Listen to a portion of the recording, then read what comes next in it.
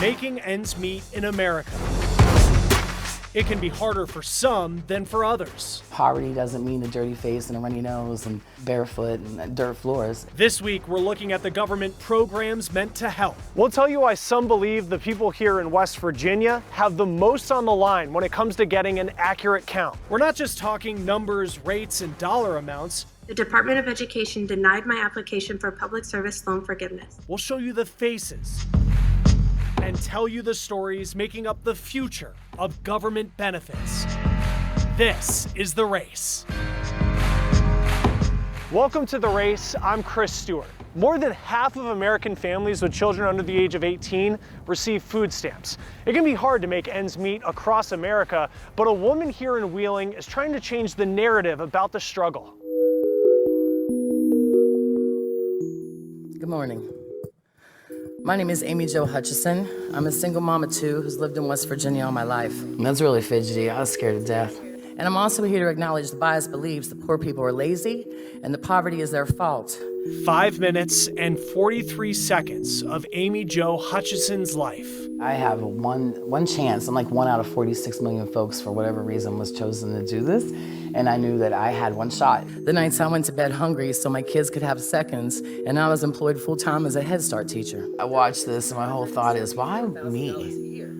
Because my story is not unique by any means. Nursing my gallbladder with essential oils and prayer, chewing on cloves and eating ibuprofen like they're Tic Tacs because I don't have health insurance and I can't afford a dentist. Amy Jo was picked to speak during a congressional subcommittee hearing on poverty in America. It resonated with tens of thousands of people who have watched and shared it online. There's always a shame that comes with poverty, regardless of the level of poverty.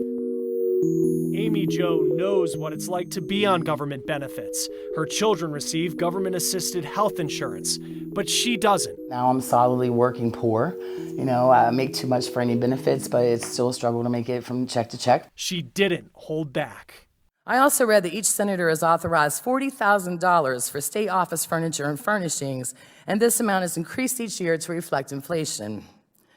That $40,000 a year for furniture is $360 more than the federal poverty guidelines for a family of 7.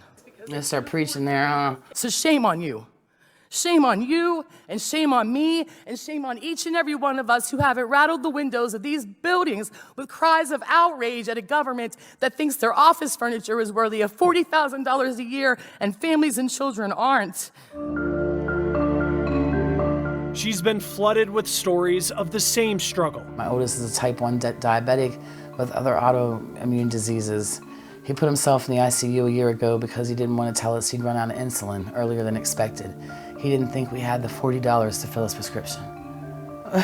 Amy Jo's next step is the census. A recent study said West Virginia relies the most on the money at stake. Any government assistance programs, SNAP, WIC, TANF, CHIP, I can't even imagine the effects on the people who would be harmed by that.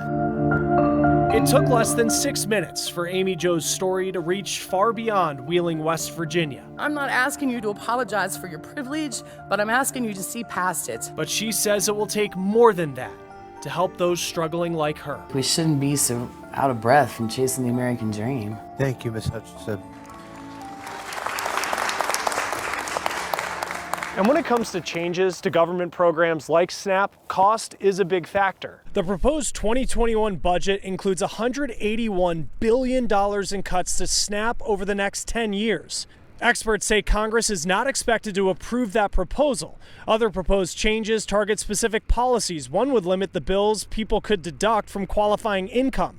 The USDA says that would save an estimated $4.5 billion over 5 years. Another proposed change would stop a policy that automatically enrolls some people in SNAP benefits. The USDA estimates it would save $2.5 billion a year. A change that tightens work requirements for those on SNAP has been approved, and it starts April 1st. That will save an estimated $5.5 billion over 5 years, according to the USDA. The idea of a universal basic income gained more steam this year. That's where the government gives people money to live on, no strings attached. Bo Evans found a state that's been doing something similar for decades. Next to the piercing blue water of the Gastineau Channel sits Juneau, Alaska. In early spring, the warmer weather creates a slush from the melting snow. But it's a welcome sign of relief from the harsh winter temperatures and the high cost of heating Juneau homes. Just ask Robert Brown. I pay right around $350 for 100 gallons of heating fuel. And I'll go through about 100 gallons in a month in the winter. Paying that much can be a burden on a fry cook's paycheck. Luckily, Robert gets some relief from the state via the Alaska Permanent Fund Dividend, or PFD. As they were realizing the amount of money in the oil industry and that the state of Alaska was pulling this all in, they decided we should make a program that benefits the residents of Alaska and gives back to them.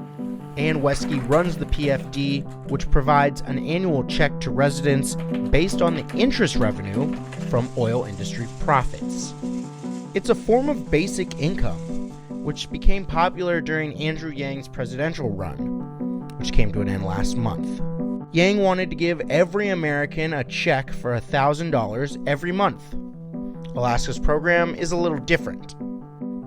In most cases, people who live in Alaska get a check every October, and the amount changes from year to year. This year, it was worth $1,600 apiece. If you are here ever in October, you feel it. There are PFD sales for cars, furniture, Costco, Fred Meyer, all these different places really kind of feed into the hype of the permanent fund season for us. But there are some who think if there aren't changes made to the PFD soon, it may not be around for much longer. The fund's Board of Trustees said last month there's a 50% chance the money to pay Alaska residents may dry up within the next 20 years.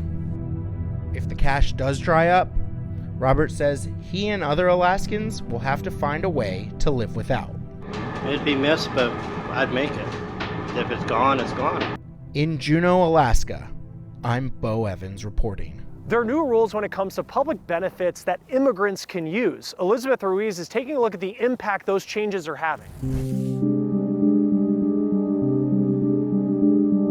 The idea that immigrants are coming to this country solely to be a burden to this country is absolutely false. Pedro Rios is the executive director of American Friends Service Committee, a national organization that has worked on immigration and border issues for 42 years. He says he is against a new rule that disqualifies immigrants from a green card if they use certain government benefits because he says it's causing people to drop out of benefit services they do qualify for. In this case, prenatal care is not a targeted benefit. However, someone might decide to stop receiving that care simply because they fear that that would place them at the crosshairs of some sort of immigration enforcement operation. Dulce Garcia, an immigration attorney and DACA recipient, agrees with Rios. She says the rule has a twofold impact. It denies more people the ability to qualify as a legal permanent resident, and now people are afraid of accessing other public benefits.